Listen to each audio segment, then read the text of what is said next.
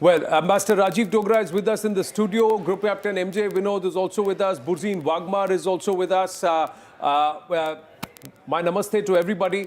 But I'm going to just come back to this. Ambassador Rajiv Dogra, this entire game of narratives.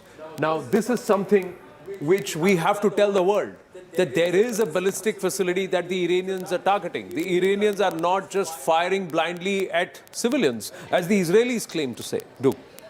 Well, firstly, I'm glad that you pointed this out, because there is a lot of censorship going on, especially from the Israeli end. They do not want the actual casualty or actual strike figures to come out, because it exposes the lack of their interception capabilities, which had not happened earlier. This is the first time the Iranian missiles have a free passage. I'm exaggerating, perhaps, but this is what is happening. Otherwise, they wouldn't have hit wherever they wanted to hit. And most of the hypersonic missiles, for instance, despite Israeli claims that they've shot down 3, have also gone through. So there is time for Israel to reflect on what has gone wrong. And a lot seems to have gone wrong. Right. We've got Lieutenant Colonel Jonathan Conicus, former IDF spokesperson, also joining us here inside the bunker on CNN News 18. Thank you, Lieutenant Colonel Conicus. Thank you for your time. And if I may call Jonathan, this is what the Iranian target was. That's what Tom Cooper here is saying. Your ballistic missile facility, which houses the Jerichos 2 and 3 in Bet Shemesh, but sadly it's landed in a civilian area. Yes, hello to you from Israel. With respect to the esteemed colleagues in the studio, not entirely sure that they know what they're talking about. The bottom line here and the facts on the ground is that the Iranians are killing civilians all over the Middle East. They have killed 11 Israeli civilians so far, 2 women in Tel Aviv, in separate incidents of civilian buildings that were hit with Iranian ballistic missiles, and they unfortunately were murdered, and 9 in Beit Shemesh, outskirts of Jerusalem. The Iranians may say, their propaganda machine may say, and your people in the studio may fall for those lies, that they are aiming for military targets. And you know what? That may even be the case. But the weapons that they're using, unlike what Israel is doing, are still imperfect weapons with relatively limited accuracy.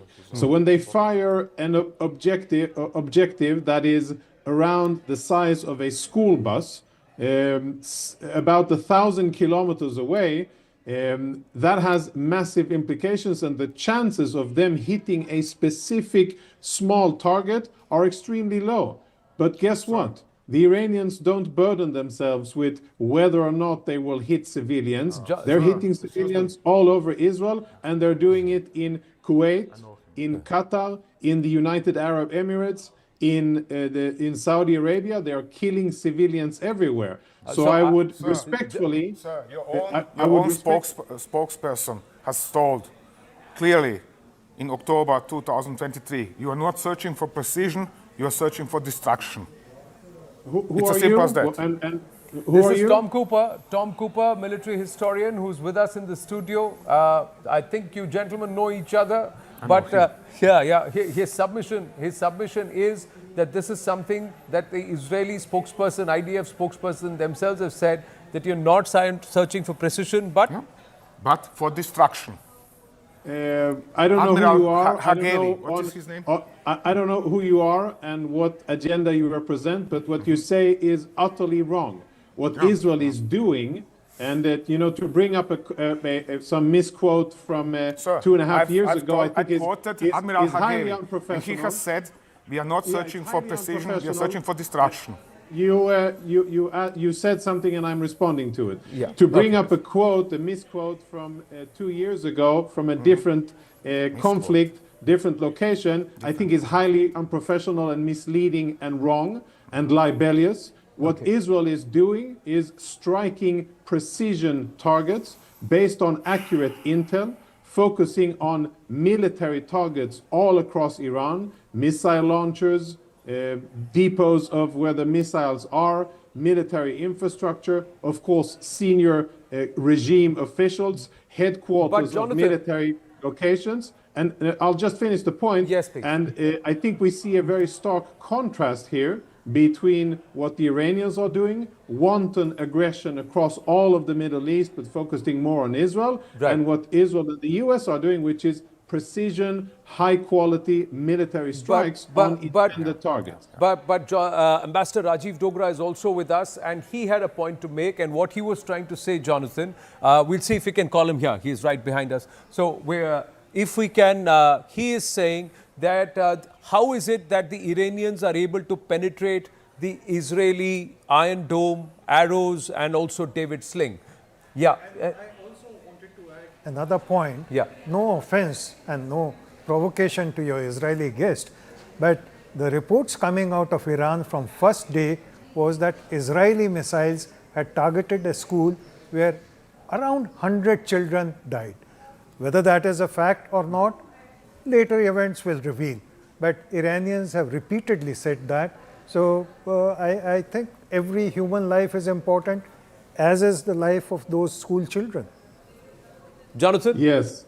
Yeah. So respectfully to the ambassador, I would advise extreme caution with any information disseminated by Iranian authorities. These are the same authorities that claim that they only murdered 3,000 Iranian protesters, when in fact we know that the amount is between 32,000 and 40,000 Iranians that were murdered by the Iranian regime. So I would advise the honorable diplomat to be very careful when listening to a terrorist regime that has a long and proven track record of blatant lying. That's one thing. Second thing, I know for sure that Israel is targeting military targets and military targets only. I know also for sure that that specific location was a location that belonged to the IRGC, to the military part of the IRGC. And at this stage, I actually don't know if it was the US or Israel that struck it. But at the end of the day, what Israel is doing, what the US are doing, is striking military targets. I don't think it should come to a surprise to anybody here, if you've been watching events in Western Asia for the last 50 years, that bad guys like the Iranian regime, like Hezbollah, like Hamas, and like many others, they have this ugly tendency of hiding behind civilians and using civilians as human shields. So again, you can believe what you want, and if you want to peddle Iranian propaganda, free speech, you're a democracy, Jonathan, you can do that. We There's will have also to. Israeli propaganda. Yeah, sir. that's what Tom is also saying, that if there can be a school on the Iranian side near the IRGC headquarters, there could be a synagogue near the ballistic missile site in Bet Shemesh on the Israeli side. So what it's we are not trying near. to say is that both sides it's will not want near. to carve a narrative which suits them. And there will be propaganda from both ends.